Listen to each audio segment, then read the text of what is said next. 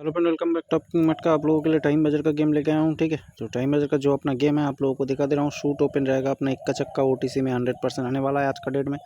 और जोड़ी और पत्ती दिखाने से पहले सभी भाई को रिक्वेस्ट है, चैनल को लाइक से सब्सक्राइब जरूर कर लेना। ठीक है, तो टाइम बजर का जो गेम है अपना आप लोगों को मैं दिखा दे रहा हूँ। इक्का चक्का ओपन टू क्लोज रहेगा। जोड़ी रहेगा 18 नंबर और 19 नंबर की, 64 नंबर और 69 नंबर की। ठीक है,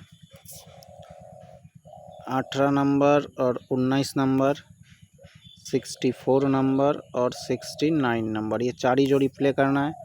और पत्ती दिखा दे रहा हूँ। उससे पहले सभी को और एक बार रिक्वेस्ट है, चैनल को लाइक से सब्सक्राइब जरूर कर लेना। हर दिन फ्री में गेम आते रहेगा आप लोगों के लिए। फ्री में गेम पाने के लिए चैनल को लाइक कीजिए, सब्सक्राइब कीजिए, शेयर कीजिए। ठीक है, तो पत्ती जो रहेगा अपना 137, 128 और छक्का का एक ही पैनल देगा मैं 367। ठीक है, 367 128 137। तो मिलते हैं नेक्स्ट वीडियो में, बाय।